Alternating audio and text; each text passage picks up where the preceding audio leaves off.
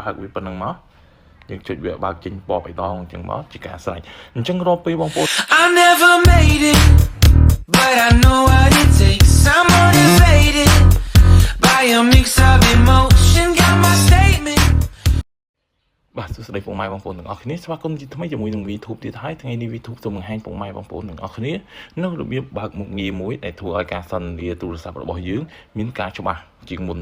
អញ្ចឹងបងប្អូនទាំងអស់គ្នាអាចចូលទៅក្នុង setting របស់យើងទាំងអស់គ្នាបាទជាដំបូងបងប្អូនចូលទៅក្នុង setting មកបន្ទាប់មកបងប្អូនអូសចូលមកខាងក្រោមបងប្អូនរកពាក្យថា accessibility នេះបងប្អូនទាំងអស់គ្នាដែលមានរូបមនុស្សនេះបាទយើងចុចទៅលើវាបន្ទាប់មកបងប្អូនអូសចូលមកខាងក្រោមមកបងប្អូនយកពាក្យមួយនេះកន្លែងដែលមានរូបមីក្រូហើយភ្នែកនេះបងប្អូននេះ audio នេះយើងចុចពីលើវាមកបាទយើងចុចពីលើវាបន្ទាប់មកយើងអូសចុះមកខាងក្រោមទៀតមក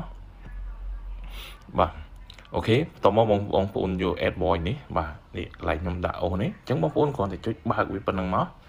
យើងចុចវាបើកចេញពណ៌បៃតងអញ្ចឹងមកជាការស្រេចអញ្ចឹងរកពេលបងប្អូនទាំងអស់គ្នាសន្ទនាគឺវាអត់មានភាពរអាក់រអួលដូចមុនទេអញ្ចឹងពេលបងប្អូននិយាយសារមុនវាមានភាពរអាក់រអួលដូចជាមានការប៉ះពាល់សំឡេងអីផ្សេង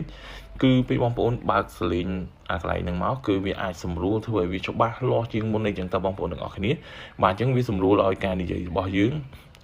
វាមានការច្បាស់លាស់មកច្រើនបងប្អូនទាំងអស់គ្នា